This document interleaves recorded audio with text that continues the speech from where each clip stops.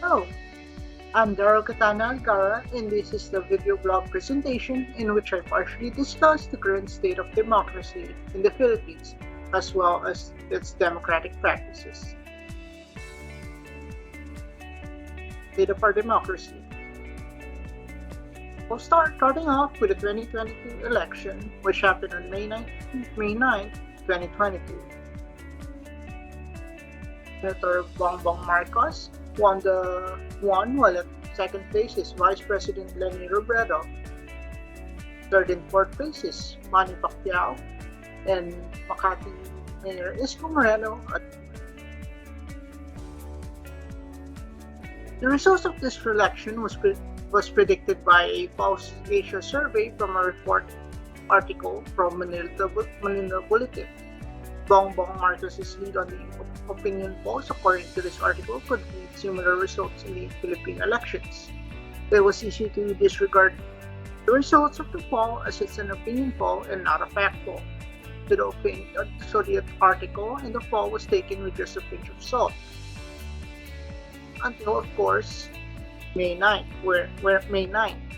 where Bongbong Marcos and Sara Duterte became the future president and vice president of the Philippines, respectively. This brings me to the state of democracy in the Philippines. Political dynasties. So what are they? Political dynasties are any families that have held political or economic dominance in a given province or area. They often have a strong support base that is concentrated on their province where they are dominant.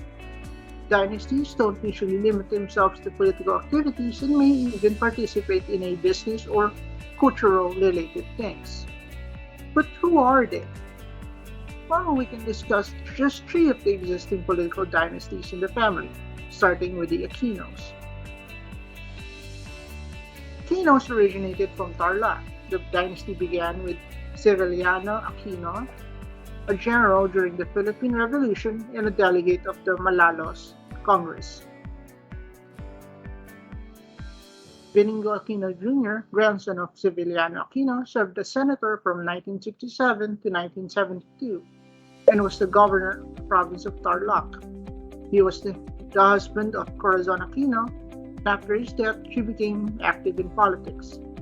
She was a key figure in the People Powers Revolution and became the first female president after Marcos's exile.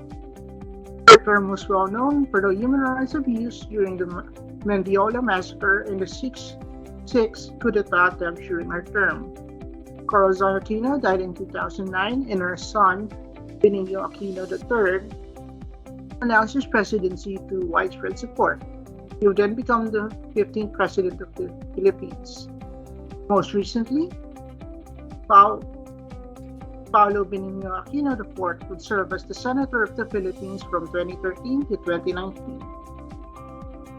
Second political dynasty is the Duterte family, who began with Vicente Duterte, a lawyer and former mayor of Danao, Cebu. He migrated to Davao to practice law and became the governor of the then unified province of Davao in 1959. Despite Davao becoming the Duterte family main base, their hometown Danao is still within their influence as members of the family take turns dominating its local politics. Duterte, the son of Vicente Duterte, also a lawyer, became the 16th president of the Philippines at age 71. He was previously the mayor of Davao for 22 years. His daughter, Sara Duterte, also a lawyer, would run as the ex-mayor of Davao and succeed before becoming the vice president-elect of the Philippines. On June 30th of 2022, she would become the 15th vice president of the Philippines. Finally, the Marcos family. The dynasty began with Mariano Marcos, a lawyer from Ilocos Norte and a member of the House of Representatives back in 1925. Today, the Ilocos Norte continues to be the political base of the Marcos family. Son of Mariano Marcos, Ferdinand Marcos, also lawyer, became the President of the Philippines from 1965 to 1986. He would be succeeded by Corazon Aquino. Though exiled as a result of the People Power Revolution, the family are currently active in the Philippine politics. Maria Imelda Marcos, daughter of Ferdinand Marcos and Imelda Marcos, is the incumbent senator of the Philippines since her election in 2019. She was previously the governor of Ilocos Norte. Ferdinand Marcos Jr., the only son of Ferdinand Marcos, was formerly the governor and senator of Ilocos Norte. On June 30th of 2022, he will become the 17th president of the Philippines. Sharing just some of the numbers of the political dynasties, why don't we look at both the positives and the downsides of a political dynasty, beginning with the upside, long-term versus short-term. With a political dynasty in place, an elected official is more willing to plan for long-term changes in their respective sphere of influence. After all, the changes that they want are not going to get scrapped by the next official in line, unless of course there's a family dispute. They have a more open-minded view on gender. Female members of the dynasty are more likely to be able to hold office, especially if it means it's in their family member in office. Familiarity. People tend to select things that are known quantity. The potential benefit of a political dynasty is exactly that. People can expect that the current incarnation of the dynasty is the same as their predecessor. What about the negatives? The downsides. The long-term plans of a political dynasty may not always be so beneficial for their area of control. It's possible that they're just benefiting themselves instead of their constituents. Another problem of a political dynasty is, of course, the mismanagement. The son or daughter of a given dynasty isn't likely going to be the perfect choice.